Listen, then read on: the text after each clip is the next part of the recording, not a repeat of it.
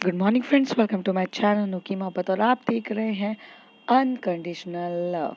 Firstly throat infection हो चुका है, थोड़ा टाइम लग रहा है बट रिकवर हो जाएगा। चलिए back to the story. First of all हम स्टार्ट करते हैं कायरा से। जो कायरा थी उसे मोहिनी को किस तो बहुत अच्छे से कर लिया था और किस करते टाइम वो भी कहीं ना कहीं माहौल में खो गई थी और उसे काफ़ी अच्छा लग रहा था। पर जब उसको पता चलता है कि ये चीज़ करते हुए किसी और ने देख लिया है और वो और कोई नहीं, वो रिद्धि रहती है, तब कायरा के मन में एक डर सा बैठ जाता है और कायरा बहुत ज़्यादा डरने लग जाती है।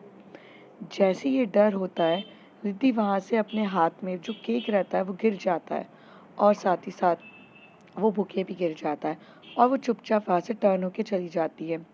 तनु आती है और तनु बहुत बोलती है कायरा को कि what you did it, do you know what you did, you betray a Riddhi.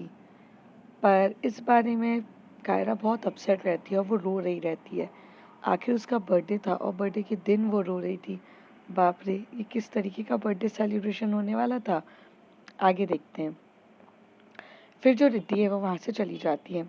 Kiara भागते हुए जाती है, बहुत स्पीड में भागते हुए जाती है और रिद्धि के सामने आके खड़े होके बोलती है, बेबी सुनिए ना। तो रिद्धि एक तरफ उसकी तरफ नज़र उठाकर देखती है और जब वो नज़र उठाकर देखती हैं तो उनकी आंखें बहुत लाल होती है, क्योंकि रिद्धि का जो इंट्रोवर्ट नेचर था कि वो कभी किसी को कुछ नहीं बताती थी, मन में कितनी भी चीज़ उसकी आ रही है वो शांति से लेती थी।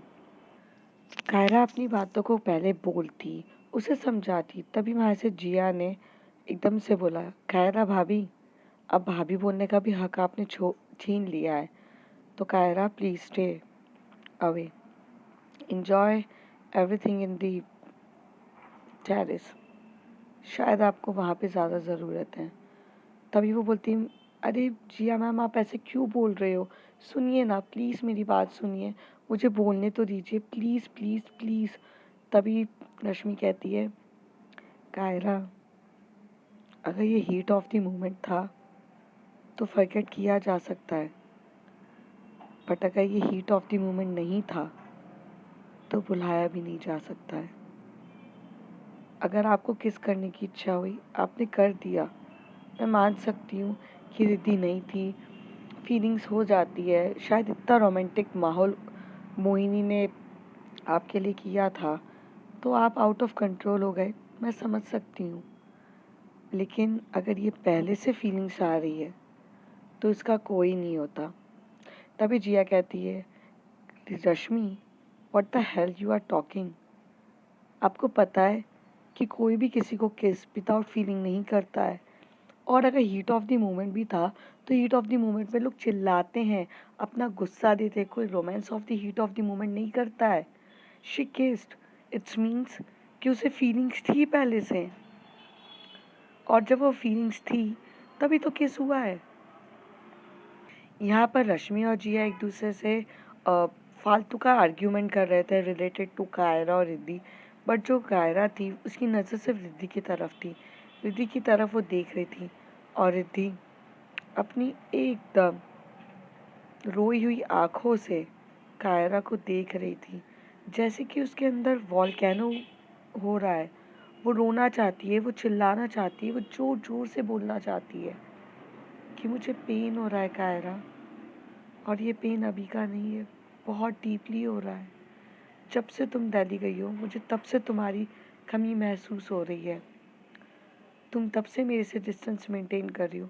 ये सारी बात रिद्धि के जहन में थी, वो गुस्सा होकर चिल्लाना चाहती थी, वो जोर जोर से सुनाना चाहती थी, पर वो कुछ भी नहीं सुना पाती और वो वहाँ से साइड होकर चली जाती है। जैसी कायरा ये देखती है वो उसका हाथ पकड़ती है और बोलती है, प्लीज़ मेरी बात तो सुनिए प्लीज़। तब रिद्धि अपना हाथ छुड़वा के बोलती है, हैप्पी बर्थडे कायरा, और अपने लाइफ को ना अच्छे तरीके से एंजॉय करो। ये मोमेंट भी बहुत स्पेशल होते हैं, नहीं आते। शायद मुझ में ही कोई कमी होगी जिसकी वजह से मैं आपको वो चीज़ें नहीं दे पाई, और मेरी वजह से बहुत सारी इश्यूज हुए हैं आपको. I can't give you the time, I can't give you, because all the time my priority is my work. And the thing is that which lead me to this situation.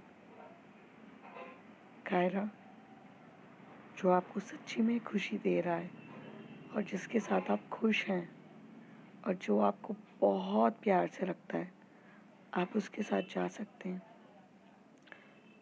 Mohini सही इंसान है, आपको काफ़ी खुश रखेगी और बेस्ट इंसान भी है. ये बोल के रिद्धि वहाँ से निकल जाती है. रिद्धि वहाँ से निकलती है, कैब रहती है सामने, कैब पे बैठती है. जिया रश्मि भी कैब के आके बैठ जाते हैं और वहाँ से सब के सब निकल जाते हैं. हाँ, इन्होंने होटल बुक किया था तो ये होटल की तरफ चले जाते हैं. तभी वो होटल की वहाँ पर पहुँच जाते हैं. तो जैसे ही होटल में पहुँचते हैं, डोर ओपन होता है, अंदर जाते हैं तो रिद्धि वॉशरूम में जाके रो रही रहती है. रिद्धि इतनी जल्दी में थी क्योंकि वो अपने आंसू कभी किसी को नहीं दिखाती है. रश्मि हाथ रखती है उसके शोल्डर पर. रिद्धि एकदम से टर्न होती है और रिद्धि की आंखों में बहुत आंसू रहते हैं. तभी जो कायरा बोलती है, तभी रश्मि बोलती है कि रिद्धि यार, तू रो सकती है हमारे सामने, तुझे रोने के लिए वॉशरूम की ज़रूरत नहीं है, ठीक है, हम तेरे ही हैं. तू यार अपने इमोशंस को क्यों छुपाना चाहती है. और मुझे समझ में नहीं आया कि इतना सब कुछ होने के बाद भी तूने कायरा को एक थप्पड़ तक नहीं मारा और इतनी शांति से, इतनी इतने नॉर्मल तरीके से तूने कैसे लिया. मुझे ये चीज़ समझ में नहीं आ रही है. रश्मि बोलती है. तभी रिद्धि कहती है, कभी कभार हर चीज़ का जवाब देने के लिए रिएक्ट करने की ज़रूरत नहीं पड़ती है रश्मि. कभी कभार silence is a best answer. चुप रहना ही बहुत बड़ा आंसर देना हो जाता है. मैं चिल्लाती, मैं बोलती, मैं ज़ोर ज़ोर से शाउट करती कि तुमने मुझे धोखा दिया, धोखा दिया. क्या होता, क्या उससे, मेरे ऐसे बिहेवियर से क्या धोखा देना ख़त्म हो जाता, या मेरे इस बिहेवियर से जो हुआ है वो सही हो जाता. नहीं ना. सही बात है, वो कुछ भी नहीं होता सही. द थिंग इज़ दैट मुझे सिर्फ़ और सिर्फ इतना समझ में आया कि उस समय ना शांति से जाना ही बेटर था. और कभी कभार चुप रहने में भी भलाई होती है, हर टाइम लड़ना नहीं होता. जिया भी आ जाती है और आकर कहती है, रिद्धि यार, मुझे नहीं समझ में आता तेरा लॉजिक. मतलब शांत रहकर भी बोलना, ये वो नहीं आता मुझे समझ में. मैं तो ऐसी हूँ कि अगर मुझे गुस्सा आ रहा है तो मैं गुस्से में चिल्ला दूंगी. मुझे फ्रस्ट्रेशन हो रहा है, मैं चिल्ला दूंगी. मुझे मारने की आ रही तो मैं थप्पड़ तक मार दूंगी. बट यार, क्यों खुद को सफ़र करवाना है. ऑल टाइम दर्द हो रहा है, पेन हो रहा है, खुद को सफ़र कराना है. जो था बोल देना चाहिए था. तो कहती है, कुछ होगा तो नहीं ना उससे, उसका बर्थडे है, I don't want to spoil her birthday. Riddhi कहती है. तभी जिया कहती है, oh, the birthday return gift is gated by you. तुम्हें मिल गया ना. तो रिद्धि कहती है, हम मॉर्निंग में निकल रहे हैं. तो कहती है कि ठीक है. रश्मि कहती है. फिर ये लोग चले जाते हैं बेड पे और तीनों के तीनों एक साथ बैठे रहते हैं. रिद्धि का बहुत मूड अपसेट होता है क्योंकि यार उसने जो चीज़ अभी देखी रहती है वो उसके फेस से जा ही नहीं रहती है. कहते हैं ना, आंखों पे पूरा का पूरा चित्र घूमना, वही आंखों में सामने के सामने घूम रहा था. वो चाह कर भी अवॉइड नहीं कर पा रही थी. वो देखे जा रही थी, देखे जा रही थी और ऑल टाइम ये सोच रही थी कि क्या कमी रह गई थी. वो बहुत अपसेट थी और वो आंखों में से उसके आंसू निकल ही रहे थे.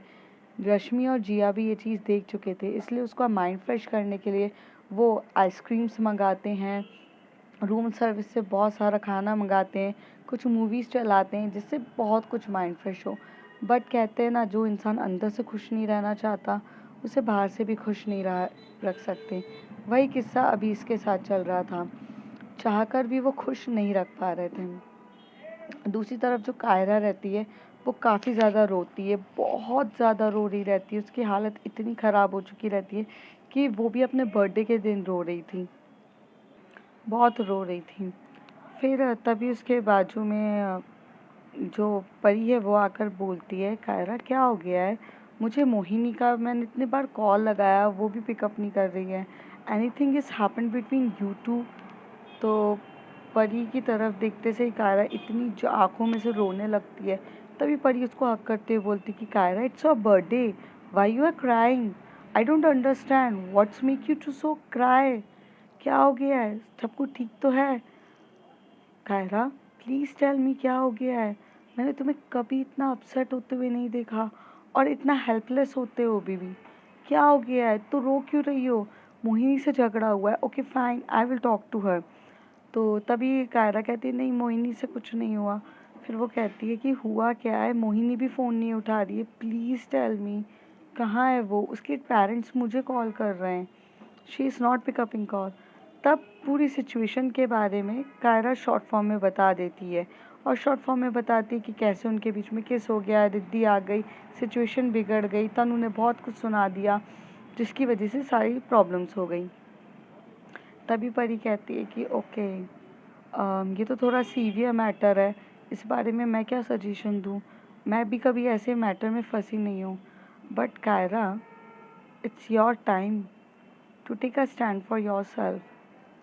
अगर रिद्धि के लिए फीलिंग्स है, तुम्हारी फियांसे के लिए, तो तुम उसके साथ जा सकती हो, तो मोहिनी से सच बोलो। और अगर मोहिनी के लिए फीलिंग है तो रिद्धि से सच बोलो। तुम्हें चूज तो किसी एक को करना ही पड़ेगा ना, तुम एक साथ ए और बी ऑप्शन लेके नहीं चल सकती हो। तो it's your time to decide. तो कहती है बट मैं दोनों को पसंद करती हूँ। तभी परी कहती है, दोनों को पसंद करना नहीं होता है, आप नहीं समझ रहे हो। क्या होता है दोनों को पसंद करना? What is the meaning of दोनों को पसंद करना? एक ही के लिए फीलिंग आती है एट अ टाइम। मैं भी रिलेशनशिप में रह चुकी हूँ कायरा, मुझे भी पता है। अगर एक के लिए फीलिंग जब चली जाती है या उसके लिए फीलिंग फेड होने लगती है, वो पैशन और वो नशा नहीं रहता, तभी हम दूसरे के लिए अट्रैक्ट होते हैं। तो शायद आपको मोहिनी के लिए इसलिए अट्रैक्शन हुई क्योंकि आपका प्यार अब रिद्धि के साथ वैसा नहीं रहा है। तो it's simple, choose Mohini, because Mohini आपको अट्रैक्ट कर रही है, खुश रख रही है। रिद्धि के लिए तो पहली फीलिंग जा चुकी है, तो अब आपका करंट लव सिर्फ मोहिनी है। So except that. ये बोल के परी भी वहाँ से चली जाती है। कायरा को समझ में नहीं आता है, कायरा का पूरा नाइट ऐसे ही चला जाता है, वो रोती रहती है। सुबह जब मॉर्निंग होती है तो रिद्धि और ये सब लोग डिसाइड करते हैं जाने के लिए। तभी जो अंजना आंटी रहती हैं उनका फ़ोन आता है कायरा के पास। तो कायरा को हैप्पी बर्थडे बोला जाता है। कायरा बोलते हैं कि थैंक यू मम्मा, और वो बोलती है मम्मा आपने मुझे ये क्यों नहीं बताया कि रिद्धि आ रही है? तो तभी अंजना आंटी बोलती है बेटा मुझे नहीं पता, रिद्धि क्या दिल्ली आई है? तो कहती तो कहती ओह मुझे नहीं पता, मे बी बेटा वो आपको सरप्राइज़ देना चाहती होगी। और वैसे भी वो बहुत दिन से बोल रही थी कि मैं कायरा से मिली नहीं हूँ। So how's your birthday is going on? तभी कायरा को रोने जैसी हालत हो जाती है, पर वो अपने रोने को कंट्रोल करते हुए बोलती है, मम्मा नहीं वो तो ठीक है, मेरा एक काम कर दोगे आप? तो कहती है कि हाँ बेटा बोलो क्या काम करना है। रिद्धि को फ़ोन करके आप ये कह दोगे कि अगर दिल्ली आए हैं तो नाना नानी से भी मिल लें। तो कहते हैं पर बेटा नाना नानी से क्यों मिलना है, और वैसे भी नाना नानी से नहीं मिल सकते हैं। तो कहती क्यों? तो कहती है नाना नानी बेटा हरिद्वार गए हैं और वो यहाँ पर है ही नहीं, तो कोई मतलब भी नहीं है। अच्छा मुझे आपके पापा बुला रहे हैं, मैं बाद में फ़ोन करती हूँ। और बेटा आपके अकाउंट में ना पैसे ट्रांसफ़र कर दिए हैं, आप अपनी मर्ज़ी से जो लेना चाहो ले सकते हो, and it's our birthday gift to you. Okay bye. तो कायरा थोड़ी सी अपसेट हो जाती है। कायरा के दिमाग में ये चल रहा रहता है कि अगर नाना नानी के वहाँ पर अगर रिद्धि जाएगी तो वो भी चली जाएगी, और नाना नानी के सामने वो उसे मना सकती है, ना कि वो दूर दूर भागती। पर ये सिचुएशन भी नहीं मिलती है। तभी वो जिया मैम को फ़ोन करती है कायरा। तो जिया मैम फ़ोन उठा के बोलती है, और बोलो कायरा क्या हो गया? तो वो बोलती है आज आप भाभी जी नहीं कहोगे? तो जिया कहती है कि वो हक खो दिया है आपने, वैसे बताइए किस काम के लिए आपने फ़ोन किया है? तो कायरा कहती है मुझे ना रिद्धि मैम से बात करनी है, प्लीज़ मेरी बात करा दो। तो कहती है कि हाँ तो उनके मोबाइल पे कॉल कर लो ना। तो कहती है वो फ़ोन बहुत बार किया उन्होंने पिकअप नहीं किया। अच्छा, तो रिद्धि ने आपका कॉल पिकअप नहीं किया कायरा? तो कहती तो इसका मतलब क्या है कि वो आपसे बात नहीं करना चाहती होंगी। तो मैं भी आप फिर कुछ नहीं कर सकती, मैं भी चाहकर आपको बात नहीं करवा सकती हूँ फिर। कहती है ऐसे मत करो ना प्लीज़, एक बार दे दो। तो कहती है अच्छा ठीक है मैं ट्राई कर लेती हूँ बट कोई गारंटी नहीं है। तो कहती ठीक है। तो ये लोग अंदर जाते हैं, जाते से ही वो फ़ोन देती है रिद्धि को। तो रिद्धि बोलती है किसका फ़ोन है? तो कहती है कि कर ले यार फ़ोन पे बात। तो वो कहती किसका है? तो कहती कर लेना पता चल जाएगा। रिद्धि जैसी फ़ोन लेती है और कहती है हेलो। तो वहाँ से कायरा बोलती है please baby I am really sorry, एक बार मुझे बात तो करने दो, एक बार प्लीज़ मुझे मेरी हमारे बीच में जो बात है उसे क्लियर करने दो, प्लीज़ प्लीज़ प्लीज़ जानू, एक बार तो आ जाओ प्लीज़ एक बार। तो रिद्धि एक्चुअल में ना कायरा को कभी मना नहीं कर पाती है और उसके मन में इतनी सारी चीज़ें रहती तो वो कहती है ठीक है आज शाम की हमारी फ़्लाइट है, आप एयरपोर्ट आ सकते हो तो वहाँ पे बात कर लो। तो कहती है आप जा क्यों रहे हो, आप रुको ना। तो कहती है कायरा एयरपोर्ट आ सकते हो तो आ जाइएगा, मैं फ़ोन रखती हूँ। और फ़ोन रख के रख देती है। रिद्धि टर्न होकर जिया की तरफ बोलती है जब आपको पता है कि मुझे बात नहीं करनी थी तो क्यों करवाया? तो कहती यार वो बहुत बोल रही थी और वैसे भी यार क्यूट सी बच्ची है यार, माफ़ कर दे। तभी जिया कहती है ओह इसमें माफ़ करने वाली और हाँ करने वाली बात नहीं है, इसमें ऑल अबाउट फीलिंग्स है। रिद्धि को भी हर्ट होता है, ये चीज़ समझना चाहिए। तभी जिया कहती है रिद्धि को हर्ट हो रहा है तभी तो कायरा को समझ में आ रहा है ना, और वैसे भी रिद्धि एक बार उसकी बात सुन ले, शायद कुछ हो। तो कहती ये लोग एयरपोर्ट की तरफ निकल जाते हैं। जो मोहिनी रहती है वो कायरा से एक बार टकरा जाती है जब कायरा बहुत भागते हुए एयरपोर्ट की तरफ जा रही रहती है। तभी वो बोलते हैं कि ओ कहाँ जा रही हो, राजधानी एक्सप्रेस बनकर? तो वो कहती है अरे वो मुझे ना एयरपोर्ट जाना है और ना रिद्धि की फ़्लाइट है, मुझे एक बार रिद्धि से बात करनी है। तो कहती और आपको लगता है कि आपके इतने भागकर आपको टैक्सी वगैरह मिलके आपको टाइमिंग पे पहुंचा देगा? तो कहती तो क्या करूं? तो कहती है कि तुम्हें टैक्सी इतना ट्रैफिक है ना कि तुम नहीं पहुंच पाओगी, उनकी फ़्लाइट चली जाएगी। तो वो बोलती है मोहिनी तो क्या करूं? तो कहती है ऑफ कोर्स रुको मेरे साथ स्कूटी पे बैठो, शॉर्टकट्स पता है मुझे, मैं आपको एयरपोर्ट तक ले जा लूँगी। तो कहती सच्ची? तो कहती सच्ची। तो वहाँ पे ना ये लोग स्कूटी निकालते हैं और ये लोग बहुत शॉर्टकट्स के एरिया से जाने लगते हैं, इधर से कुछ गलियों से घूमते घूमते जितना हो सकता था ट्रैफिकों से बचते हुए जाते हैं। हालांकि मोहिनी के मन में बहुत सवाल उठ रहे रहते हैं कि अभी कायरा और मोहिनी का रिलेशन क्या है, पर इस समय उसको सिर्फ एक चीज़ समझ में आती है कि जो भी हो उसे फेस तो करना ही है। और दूसरी चीज़ अभी कायरा मेन चीज़ है कि उसे रिद्धि से एक बार वो क्लियरली कन्वर्सेशन करे, जो होगा देखा जाएगा। मोहिनी प्रैक्टिकल भी थी और लॉजिकल भी थी, इसलिए वो इस बात को दिल पे न लेते हुए भेज देती है। थोड़ी देर के बाद सब लोग पहुंचते हैं, गाड़ी रुकती है, वो भागते हुए जाती है और पीछे मोहिनी आती है। जैसे रिद्धि मोहिनी के साथ कायरा को देखती है तो थोड़ा सा उन्हें बुरा लगता है और वो कहती है कि बोलिए। तो वो बोलती है बेबी ऐसा कुछ भी नहीं है वगैरह चीज़ें हैं, थोड़ा हो गया था। अम, इन दिनों जब हम लोग थोड़े से डिस्टेंस में थे, आप जिगर के साथ बहुत ज़्यादा क्लोज़ हो रहे थे, मैं बहुत अलग सा महसूस कर रही थी, I am just feeling so alone. तो ये सारी चीज़ें हो गई, इंटेंशनली ऐसा कुछ नहीं था बट फीलिंग्स आप ही के लिए है। I madly love you, you are my life, you are just everything of mind, please आप समझने की कोशिश करो। तभी रिद्धि कहती है मैं सब समझ रही हूँ कायरा, बट मेरा और जिगर का कुछ भी नहीं है। जिगर मेरा एक बहुत अच्छा दोस्त है और चाहे तो आप पता कर सकते हो, मैंने उसके साथ एक अच्छा ही हेल्दी रिलेशनशिप निभाया है, फ्रेंडशिप का। और वो मेरा कुछ ऐसा, हम क्लोज़ नहीं हुए थे। दूसरी चीज़, आपका और मोहिनी का कुछ भी नहीं है, ये आपको ऐसा लगता है, लेकिन मैं जिस नज़रिए से देख पा रही हूँ, मुझे साफ साफ क्लियर हो रहा है कि मोहिनी आपको बहुत प्यार करती है और मोहिनी आपको बहुत पसंद करती है। इसलिए आज एयरपोर्ट पे भी वो आपको लेकर आई है। इसका इसका मतलब मैं क्या समझूं? शायद आपके और मेरे बीच में यही फ़र्क है, एक्सपीरियंस का, बहुत ज़्यादा एक्सपीरियंस का फ़र्क है। आप इस चीज़ में बच्चे हो और मैं बहुत कुछ लाइफ में देख चुकी हूँ। शायद एज गैप की वजह से हमारा रिलेशनशिप भी सही से स्मूथली नहीं हो पा रहा।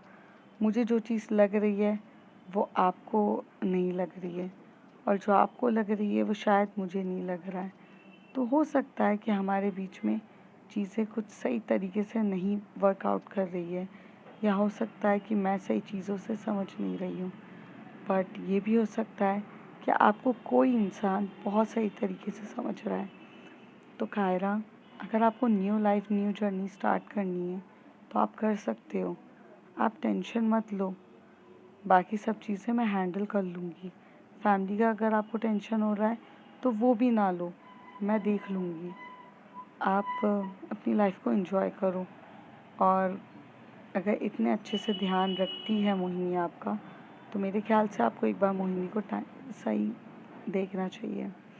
ये बोल के रिद्धि वहाँ से उठ के चली जाती है। एक्चुअली ये लोग एक कॉफ़ी शॉप में बैठे तो रहते हैं, बट ज़्यादा देर बात नहीं करते, और वो वहाँ से उठ के चली जाती है। तो ऐसी हमारी बात होती है, और तो वो वहाँ से चले जाते हैं। थोड़ी देर के बाद जो कायरा रहती है, उसकी आंखों में आंसू भी रहते हैं, पर उसे कुछ चीज़ समझ में नहीं आ रही रहती है। वो ये चीज़ सोच रही रहती है कि इस चीज़ का क्या जवाब दूँ, मतलब क्या है, क्योंकि यहाँ तो खुद कायरा कंफ्यूज रहती है। जैसे ही रिद्धि जो होती है वो चली जाती है, और जो कायरा होती है वो वापस आती है मोहिनी के पास। मोहिनी एकदम से पूछती है, कायरा सब कुछ ठीक है? तो कायरा बोलती है, पता नहीं मोहिनी, कुछ ठीक है या नहीं है। मैं को जो रिद्धि को बोलना था मैंने बोल तो दिया, और उन्हें मुझे जो समझाना था वो समझा दिया। अब कुछ समझ में नहीं आ रहा है मुझे। तो मोहिनी जो होती है वो एकदम से कायरा को हक करती है। ये चीज़ रिद्धि देख लेती है। रिद्धि को बहुत पेन हो रहा रहता है, अंदर से बोलते हैं ना कि जान जा रही रहती है, पर वो कुछ नहीं करती है। वो फ्लाइट की तरफ जाती हैं, मतलब टेक ऑफ होने के लिए वो अपना चेहरा टर्न करके चली जाती हैं। जी और रश्मि भी बहुत अच्छे से देख रहे रहते हैं, और उनको भी बहुत अच्छे से समझ में आ रहता है कि कायरा क्या कर रही है, या और रिद्धि क्या फेस कर रही है। थोड़ी देर के बाद जब सब लोग अपने अपने चले जाते हैं, तो मोहिनी जो रहती है वो कायरा से पूछती है कि आपकी क्या बात हुई। तो वो कहती है कि उन्होंने मुझे यही चीज़ समझाया है कि अगर ऐसा है, ये है, वो है, तो क्या डिसाइड किया है आपने। तो मोहिनी बोलती है कि हाँ, तो कायरा मेरा भी यही सवाल है, क्या चाहते हो आप। तो तभी कायरा कहती है, मोहिनी मैं बहुत कंफ्यूज हूँ, मुझे आप पसंद तो हो, बहुत पसंद हो, पर मुझे नहीं पता कि कितने पसंद हो। शायद शादी के लायक या रिलेशनशिप के लायक पसंद हो कि नहीं, ये नहीं पता मुझे, लेकिन इतने पसंद हो कि मैं बता नहीं सकती। और मुझे आपके लिए फीलिंग्स बहुत आने लग गई है। मुझे अच्छा लगता है आपके साथ रहना, चीज़ें देखना, सब चीज़ करना, पर इस पर इससे ज़्यादा मैं क्या बोलूँ। मोहिनी थोड़ा सा स्माइल करती है, उसी तरफ देख के बोलती है, तो Kaira, do you want to continue with me. तो कायरा कहती है, yes I want to, because I am getting a feeling for you. Riddhi मेरी बहुत अच्छी फ्रेंड है, और रिद्धि से मैं बहुत प्यार करती हूँ। मैं उनको समझा दूँगी हमारे रिलेशन के बारे में। मैं जब से यही सोच रही थी कि ऐसा क्या है, और उन्होंने सही बात करी कि अगर फीलिंग से किसी और के लिए आने लग गई है तो उनके साथ रिलेशन में रह के क्या फ़ायदा। So now we are girlfriends. Mohini पूछती है। तभी कायरा स्माइल करती है, हंसते हुए बोलती है, गर्लफ्रेंड गर्लफ्रेंड। और यहाँ पर होती है, जैसे ही फ़्लाइट टेक ऑफ हो जाती है उसके कुछ आवर्स के बाद, मतलब 6-7 आवर के बाद वो अहमदाबाद पहुँच जाते हैं। जैसे ही पहुँचते हैं तो जो रश्मि रहती है वो बोलती है, रिद्धि, क्या बात हुई थी रेस्टोरेंट में, तूने मुझे बताया भी नहीं। तो कहती है कि कुछ नहीं, ऐसा कुछ नहीं है। तो कहती है सब कुछ शॉर्ट आउट हो गया तुम दोनों के बीच में। तो कहती है नहीं नहीं, शॉर्ट आउट तो कुछ भी नहीं हुआ। या अब यह बोलूँ कि सब कुछ शॉर्ट आउट हो गया है।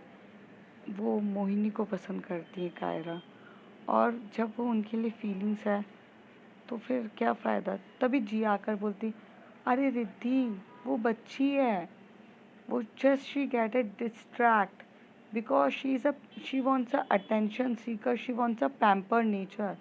मुझे ऐसा लगता है कि यार इन इस ड्यूरेशन में तू नहीं दे पा रही थी, इस वजह से मोहिनी ने उसे अटेंशन दिया, पैम्पर किया, तो वो उसके लिए अट्रैक्ट हो चुकी है। बट इट डजेंट मीन कि इन दोनों का कुछ हो रहा है।